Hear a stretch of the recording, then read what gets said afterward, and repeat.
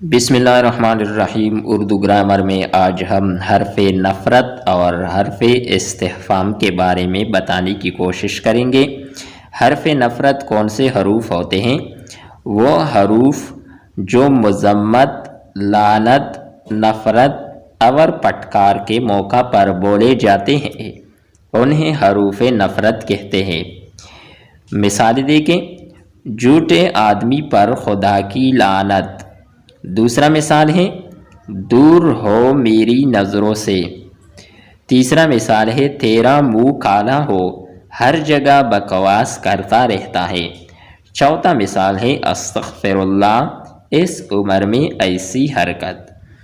دیگر حرف نفرت درج ذیل ہیں: لعنت، تف، چھی چھی، لا حول ولا قوت، استغفر اللہ، کالا منہ، دور ہو، تھو۔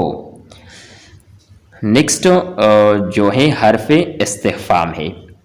حرف استفہام کون سے حروف ہوتے ہیں؟ ایسے حروف جن کا استعمال پوچھنے کے موقع پر کیا جاتا ہے حروف استفہام کہلاتے ہیں۔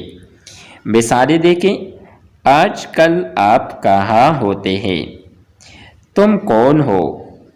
میں کیسے یہ بات مان لوں؟ دیگر حرف استفہام درج ذیل ہیں: کیوں، کب، کون، کہاں، کیسے، کیا، کیوں کر، کس واسطے، کس لیے، کس طرح، کدھر، کس طرف۔